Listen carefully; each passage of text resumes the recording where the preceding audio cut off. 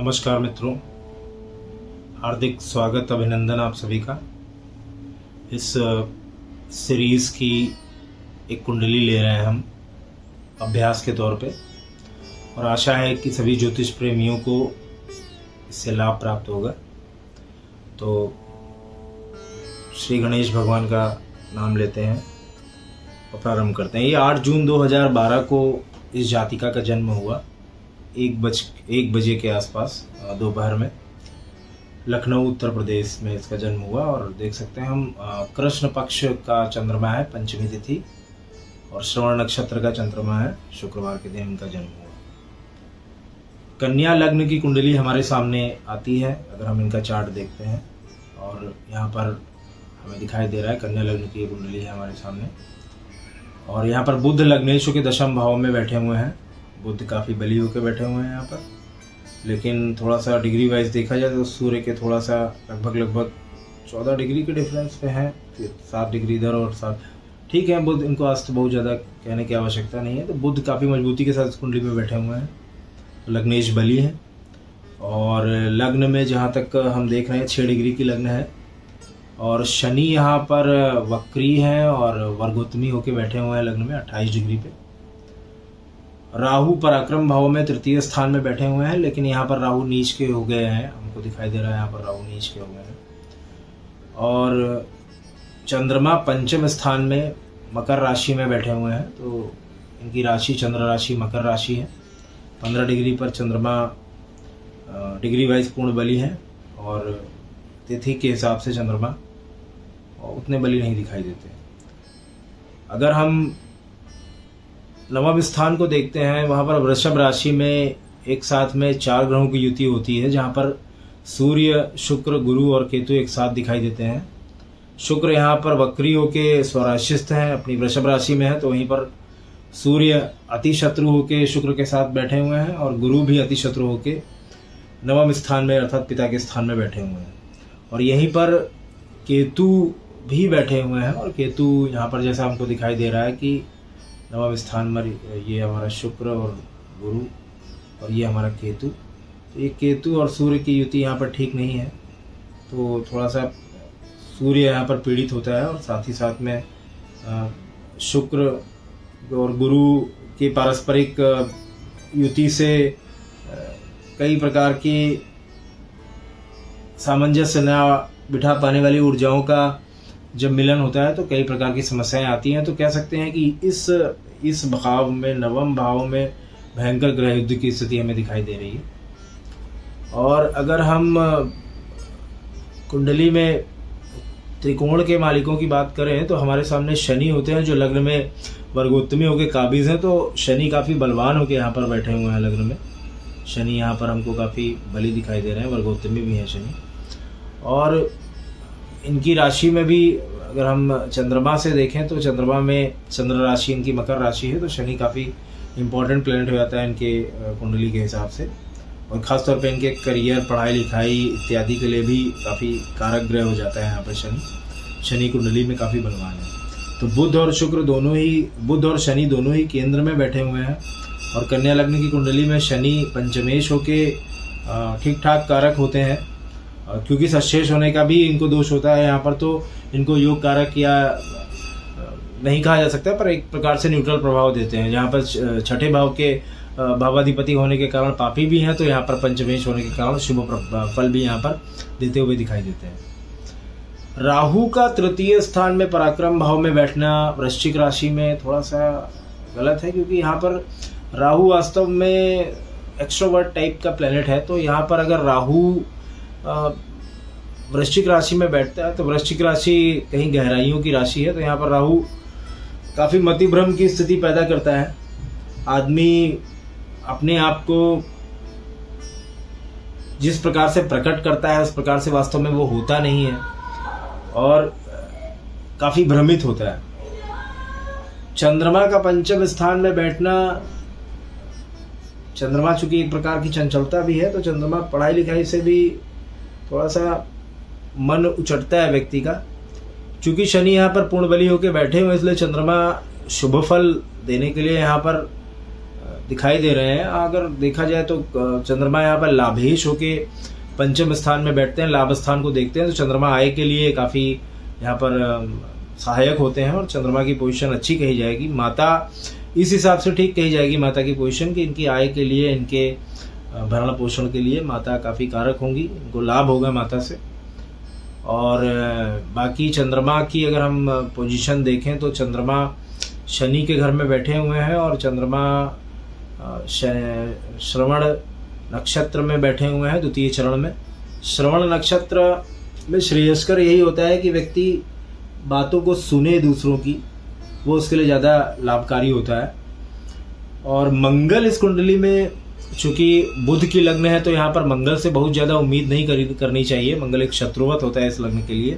तो यहाँ पे द्वादश स्थान में बैठकर एक तो प्रबल मांगलिक योग पैदा करते हैं और साथ ही साथ काफ़ी बली होके भी बैठे हुए हैं। बली अर्थात सिंह राशि में बैठे हुए हैं, 23 डिग्री पे बैठे हुए हैं। तो कुंडली में काफ़ी इनकी दशा में भी खराब रिजल्ट मिल सकते हैं, चूँकि प्रारंभिक दशा चंद्रमा की होगी। और प्रारंभिक भोग्य दशा अगर हम इनकी देखते हैं 24/12/2017 तक, 24/12/2017 तक इनकी चंद्रमा की दशा तक, और तदुपरांत मंगल की दशा इनकी 24/12/2024 तक, और उसके उपरांत राहु की दशा इनकी 24/12/2042 तक। तो वर्तमान में इनकी मंगल की दशा उतरती हुई दिखाई देती है। और मंगल में वर्तमान अगर हम दशा देखते हैं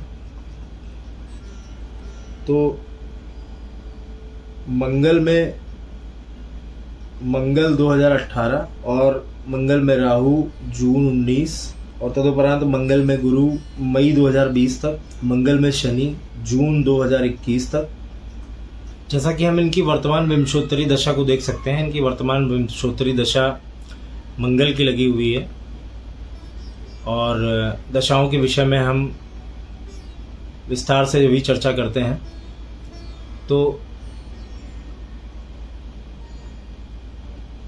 इस कुंडली में अगर हम देखें तो कुंडली में शुक्र अपने भाव में, शनि लग्न में और बुध अपनी राशि में, कुंडली के जो आवश्यक कारक ग्रह हैं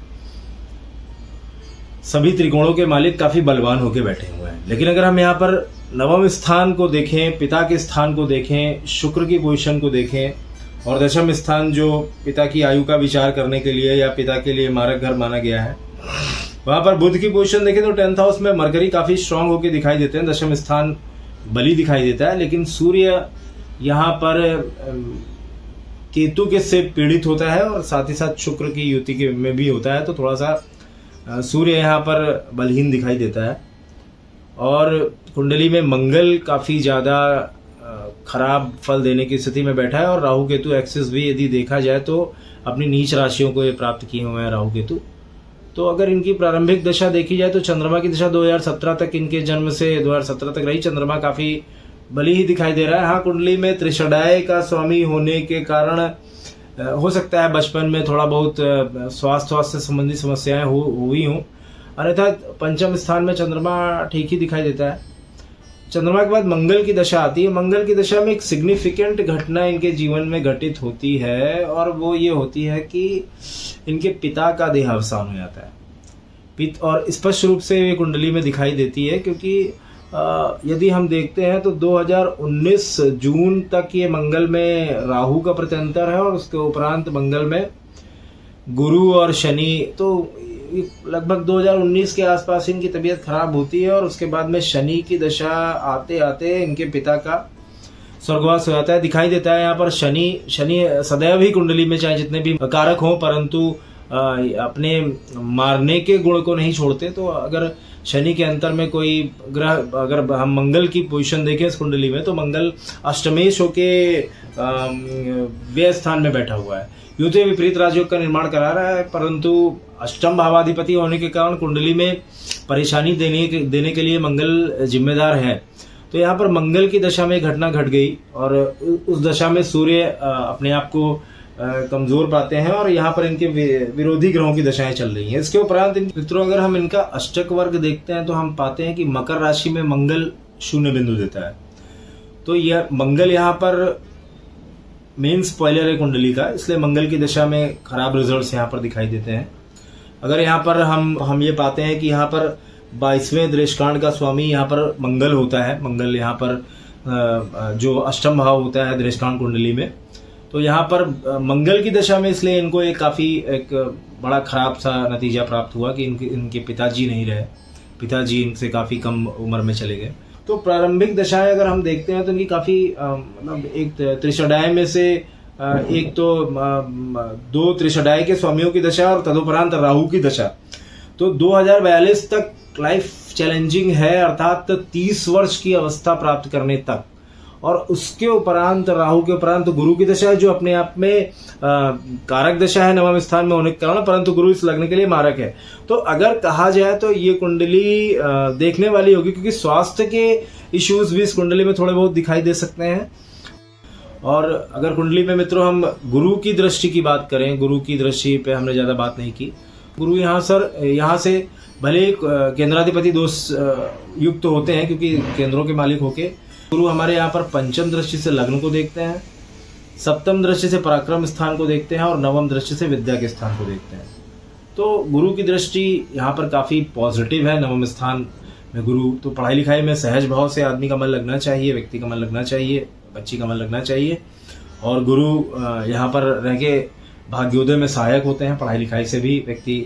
और राहु की दशा में, क्योंकि राहु की दशा अगले 2042 तक इनकी घटने वाली है, इसलिए भी राहु की दशा को इवेंटफुल कहा जा रहा है, क्योंकि यहाँ पर राहु पे शनि, मंगल, गुरु, शुक्र, सूर्य, इन सभी ग्रहों का प्रभाव है। तो यहाँ पर राहु की दशा में हर प्रकार के मेटेरियलिस्टिक प्लेजर्स देने के लिए राहु यहाँ पर अच्छा काम करेगा, किसी प्रकार की प्रॉब्लम नहीं होगी। पढ़ाई लिखाई इत्यादि में भी अगर अंदर की चेष्टा राहु वो व्यक्ति है, राहु वो ताकत है जिसने चेष्टा करके, जिसके लिए वो एलिजिबल नहीं था, उस चीज को भी प्राप्त कर ली। तो यहाँ राहु पराक्रम भाव में तभी अच्छा रिजल्ट करता है जब व्यक्ति के अंदर कुछ करने की इच्छा होती है। यदि यहाँ पर शनि के प्रभाव से या मंगल के प्रभाव से, यद्यपि मंगल तेज करने वाली ऊर्जा है, तो शनि की तृतीय दृष्टि विच्छेदात्मक है, अर्थात शनि यहाँ पर इस राहु की जो मंगल जितना अधिक इसे उत्तेजित करेगा, शनि की ऊर्जा उसको शांत करने का काम करेगी, क्योंकि शनि फंक्शनली में कारक है। तो शनि का प्रभाव ज़्यादा सकारात्मक होगा मंगल से। मंगल इस कुंडली का एकमात्र काफ़ी स्पॉइलर प्लैनेट दिखाई देता है। और बाकी गुरु और शुक्र की दृष्टि, चूंकि गुरु पंचम नवम दृष्टि से विद्या इत्यादि स्थान को देख रहे हैं, लग्न को देख रहे हैं, पराक्रम को देख रहे हैं, तो गुरु शुक्र की दृष्टि भी यहाँ पर पॉजिटिव राहु को प्रभावित करेगी। तो राहु की दशा काफ़ी इवेंटफुल होगी और मतलब आश्चर्य नहीं होगा कि बहुत श्रेष्ठ भी ये जातिका हो सकती है किसी इस विशेष फील्ड में, मीडिया इत्यादि, आईटी सेक्टर्स जिनके राहु कारक हैं। तो या जिस ग्रह का बलाबल में अधिक बली है, अर्थात उनके प्रभाव से, जैसे शुभ ग्रह भी यहाँ पर कुंडली में शुक्र सर्वथा कारक होते हैं, तो शुक्र और राहु के सम्मिलन से किसी अच्छे प्रकार के करियर प्रोफेशन में आदमी जा सकता है। मंगल जहाँ एक प्रकार से तर्क शक्ति का कारक है, तो शनि वहाँ पर दूरगामी सोच का कारक है, गुरु ज्ञान का कारक है, शुक्र हर प्रकार की भौतिकवाद का कारक है, सूर्य कहीं न कहीं आत्मविश्वास का कारक है। तो इन सबकी दृष्टि इस राहु पे पड़ती है, ये सभी राहु को प्रभावित करते हैं। तो अच्छा ये होगा कि अगर बच्चे की परवरिश अच्छे तरीके से की जाए, बच्चे को नकारात्मक चीज़ों से, नकारात्मक ऊर्जाओं से बचाया जाए, तो संभवतः राहु चूंकि निर्माण समय है व्यक्ति का, तो इस समय में राहु अंदर से कुछ इस प्रकार से व्यक्ति को मजबूती के साथ स्थापित करे, गुरु, शुक्र, सूर्य इत्यादि ग्रहों के प्रभाव से, शनि इत्यादि ग्रहों के प्रभाव से, कि सभी सकारात्मक रिजल्ट राहु में दिखाई दे। लेकिन हाँ, राहु तो राहु ही है, राहु की दशा में विपरीत रिजल्ट्स भी हो सकते हैं। इसके लिए राहु के शांति के उपाय वगैरह होने चाहिए। शनि के लग्न में बैठे हो जाने से, षष्ठेश हो जाने से लंबी अवधि की बीमारियां भी ये शनि दे सकते हैं। ये नेगेटिव थिंग्स हैं जो कुंडली में पहले उजागर करना आवश्यक है। और अगर इंडिविजुअल ग्रहों की बात कही जाए तो शनि यहाँ से सर्वप्रथम शनि से अगर हम शुरुआत करें तो शनि लग्न में बैठ के तृतीय दृष्टि से पराक्रम को देखते हैं, तो थोड़ा सा लेजीनेस देते हैं शनि पराक्रम के हाउस में बैठ के। ऊपर से राहु यहाँ पर पहले ही बैठे हुए हैं और शनि की दृष्टि यहाँ पे पड़ रही है पराक्रम भाव में, तो मोटिवेशन रहेगा। अगर राहु नीच राशि में यहाँ पर बैठ के यदि व्यक्ति थोड़ा सा बहिर्मुखी बने तो यहाँ पर ये शनि की दृष्टि यहाँ पर व्यक्ति को उचित पराक्रम करा सकती है कार्य के लिए, लेकिन शनि और राहु दोनों की युति से लेजीनेस देने की संभावनाएं यहाँ पर ज्यादा दिखाई देती हैं। छोटे भाई बहन के भाव के रिस्पेक्ट में भी अगर देखा जाए इस भाव को, तो यहाँ पर राहु का होना और शनि की दृष्टि ठीक नहीं है। ये आगे के मतलब भाई बहनों के लिए कष्टकारी हो या उनके होने में समस्या करे। अगर हम शनि की सप्तम दृष्टि देखें तो विवाह स्थान में पड़ती है, जरूर ये विवाह में थोड़ा बहुत डिले करा सकता है। यद्यपि ये विवाह के लिए कारक ग्रह है यहाँ पर, क्योंकि कुंडली में पंचमेश होकर बैठा हुआ है। अगर शनि की दशम दृष्टि की बात की जाए तो करियर के भाव पे पड़ती है। करियर में बुध और शनि की युति होती है, तो मार्केटिंग या मैनेजमेंट या बैंकिंग सेक्टर से रिलेटेड जॉब्स या मरकरीज के और सैटर्न के डोमेन में आने वाले जितने भी हमारे प्रोफेशंस हैं वो सारे इससे शनि और बुध की युति से देखे जा सकते हैं। और ये अच्छी युति है कुंडली में, क्योंकि कुंडली में दो त्रिकोणों के मालिकों की दृष्टि यहाँ पर हो रही है, जहाँ पर शनि बुध को देख पा रहा है और शनि बुध से केंद्र में बैठ के उसका अति मित्र होकर कुंडली में बैठा हुआ है। तो यहाँ पर शनि को तो हम काफ़ी ज़्यादा स्ट्रॉन्ग कहेंगे कुंडली में और कारक भी कहेंगे, परंतु हाँ दशम दृष्टि से शनि पिता के लिए घातक हुआ और उस दशा में पिता का देहावसान हुआ। अगर हम मंगल की बात करें तो मंगल अष्टमेश होकर पंचम भाव में मांगलिक योग बनाएगा। शादी संबंधी समस्याएं आएंगी, लाइफ पार्टनर संबंधी समस्याएं आएंगी। ये मंगल यहाँ पर बैठकर मूत्र विकार दे सकता है, कुछ प्रॉब्लम्स दे सकता है। गर्ल है तो आगे चल के मतलब फर्टिलिटी इश्यूज दे सकता है, कुछ हार्मोनल डिसबैलेंस दे सकता है। ये मंगल 12th हाउस में अच्छा नहीं बैठा हुआ है। और यदि हम सूर्य की बात करें तो सूर्य इस कुंडली में व्ययेश होके नवम स्थान में बैठा है, तो सूर्य सर्वथा अकारक होके यहाँ पर कुंडली में भाग्य संबंधी समस्या देता है। तो जाहिर सी बात है नवम स्थान में किसी के पिता का इतनी अल्पायु में स्वर्गवास हो जाना कहीं न कहीं भाग्योदय में कमी करता हुआ देखा ही गया है, और ये सहज सी बात है। और अगर यहाँ पर हम शुक्र की स्थिति देखें तो नवमेश होकर शुक्र काफी स्ट्रांग पोजीशन में बैठा हुआ है, अर्थात जो भाग्याधिपति है शुक्र वो अपने प्रयास में कोई कमी नहीं करता है, परंतु यहाँ पर शुक्र वक्री हो जाता है। परंतु शुक्र को यहाँ पे बलवान कहा जाएगा। गुरु का भी इस भाव में बैठना, सूर्य जिस भाव में बैठते हैं उस भाव को बढ़ाते हैं, उस भाव के प्रभाव को बढ़ाते हैं। तो कह सकते हैं कि नवम भाव बली है काफी ज्यादा, लेकिन यहाँ पे ग्रह युद्ध की स्थिति बनी हुई है। और नवम स्थान जिन जिन भावों के रिस्पेक्ट में जिस स्थान पे पड़ेगा उसके फल वहाँ पर दिखाई देंगे। जब जब सूर्य शुक्र गुरु या केतु की किसी भी दशा में गोचर में ये एक दूसरे के आमने सामने टकराएंगे, खासतौर पे सूर्य और केतु जब ग्रहण की स्थितियाँ होंगी, तब नवम स्थान से संबंधित फल, खराब फल मिल सकते हैं। भाग्योदय में लक काम नहीं कर सकता है, या फिर ऐसी स्थितियां देखी जाती हैं जहां पर बनते बनाते काम केतु की वजह से बिगड़ जाते हैं। केतु डिटैच करा देता है, एकदम से उस एक चीज़ में मन लगता है, आदमी आगे तक बढ़ता है, फिर एकदम से डिटैच होकर चलाता है। मरकरी काफ़ी स्ट्रांग पोजिशन में बैठा हुआ है, तो नवम भाव में थोड़ा सा प्रॉब्लम दिखाई देती है। पर बाकी अगर कुंडली के कारक ग्रह कहे जाएं तो तीनों ग्रह काफ़ी अच्छे से बैठे हुए हैं। राहु प्रारंभिक दशाएं जो राहु इत्यादि की आएंगी, उन दशाओं में यदि व्यक्ति थोड़ा सा अपने आप को जाहिर करे, थोड़ा सा अगर वो एक्सट्रोवर्ट हो, तो ये राहु अच्छा फल दे सकता है, बढ़िया फल दे सकता है। अगर हम D9 देखें यहाँ पर ग्रहों को और बारीकी से देखने के लिए हम अगर इसमें D9 देखते हैं तो हम ये पाते हैं कि यहाँ पर गुरु D9 में कुंभ लग्न हमारी आती है और गुरु यहाँ पे लग्न में बैठे हुए हैं, मंगल वृश्चिक में है, तो बली ग्रह दिखाई देते हैं। सूर्य भी स्वराशिस्त है, तो सूर्य जितने कमजोर D1 में दिखते हैं उतने D9 में नहीं दिखाई देते हैं। तो पिता से होने वाला धन संपदा इत्यादि का लाभ जीवन में होगा, पिता भाग्योदय में सहायक होंगे, परंतु कहीं न कहीं व्ययेश होने के कारण पिता के व्यय को सिग्निफाई यहाँ पे किया जा रहा है। मंगल की चतुर्थ दृष्टि और राहु पे पड़ती है, अर्थात पराक्रम पे पड़ती है, तो यहाँ पर पराक्रम स्थान में दृष्टिपात तो बहुत ही अच्छा होता है। मंगल, शनि और राहु, ये सभी तृतीय स्थान पे बहुत कारक माने गए हैं। तो राहु की दशा तृतीय स्थान में बैठ के चोट चपेट दुर्घटना इत्यादि, क्योंकि अष्टम से अष्टम भाव होता है, तो स्वास्थ्य के इश्यूज, अचानक घटने वाली घटनाएं राहु की दशा में घट सकती हैं।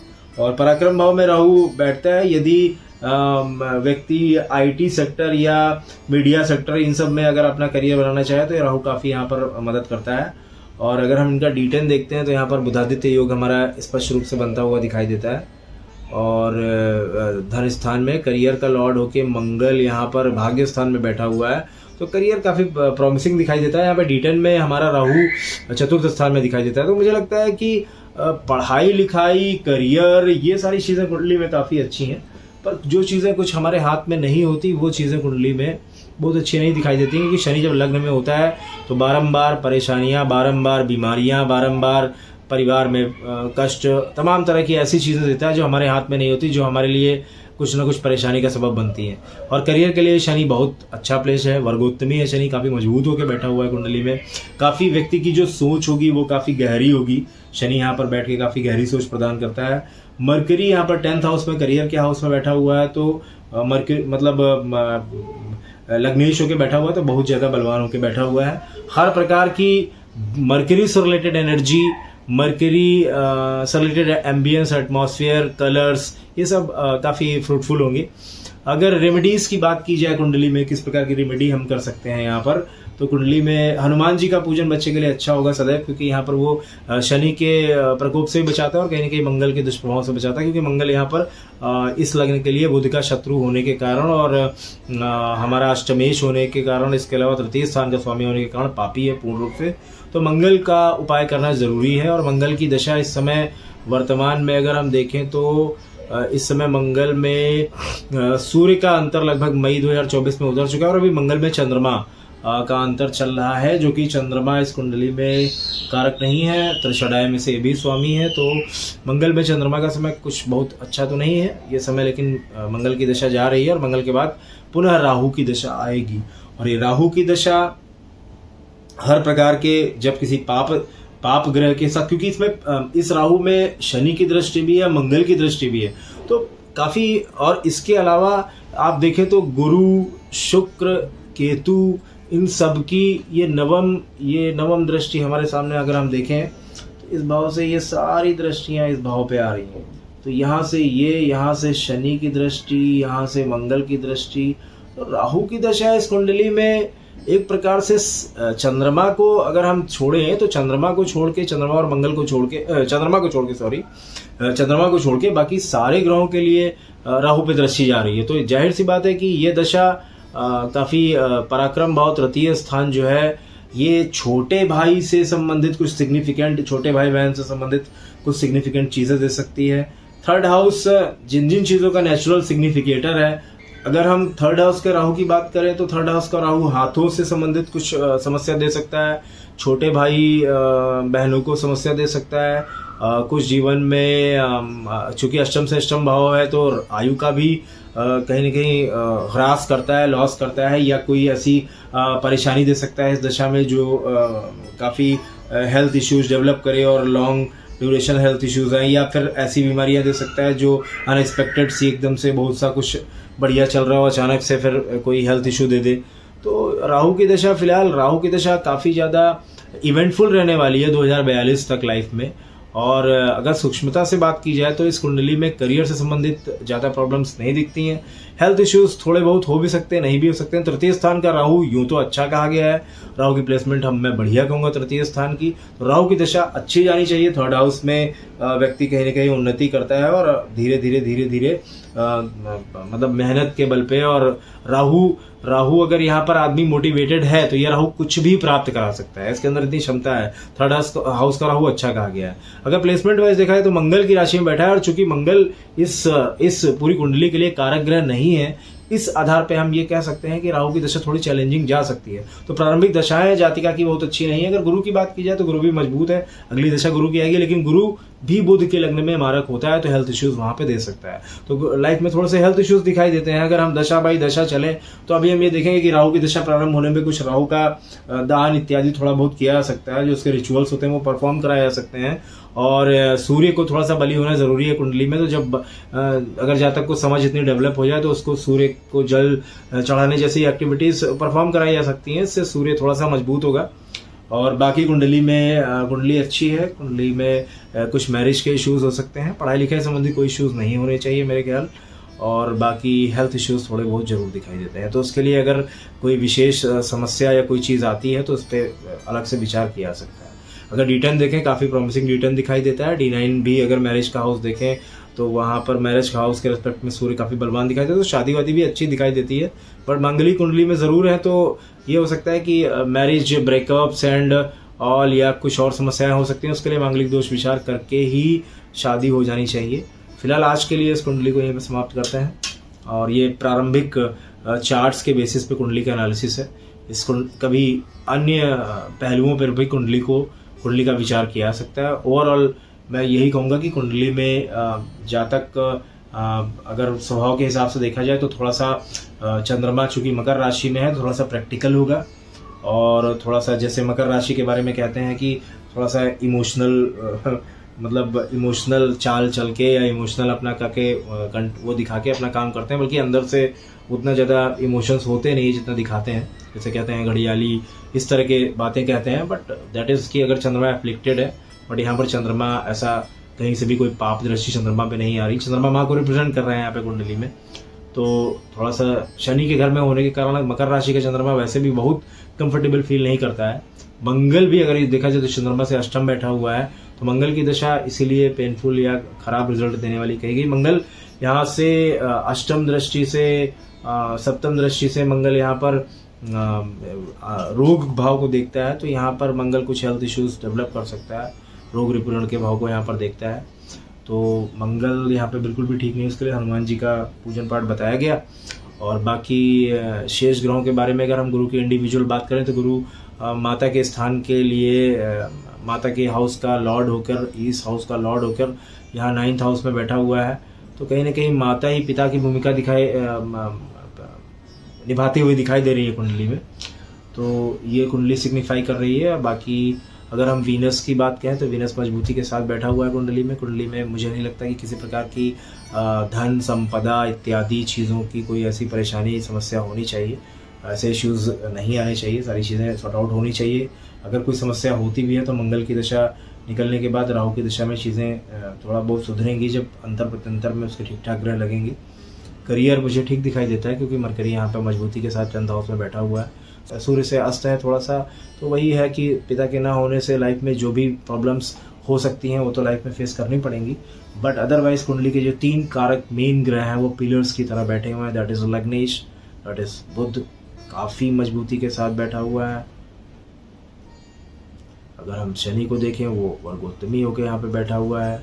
और अगर हम शुक्र को देखें तो वो भी स्वराशिस्थ है, परंतु वो ग्रह युद्ध में थोड़ा सा फंसा हुआ है। तो ये है कि लाइफ में परेशानियां आ सकती हैं। शुक्र जिन चीज़ों का कारक है, माया का कारक है, तो जीवन में माया के मार्ग में समस्याएं दे सकते हैं। ये केतु जैसे ग्रह डिटैचमेंट भी दे सकते हैं माया से। हो सकता है कि व्यक्ति बहुत ज़्यादा माया में ना पड़े और वही अच्छा भी होगा व्यक्ति के लिए।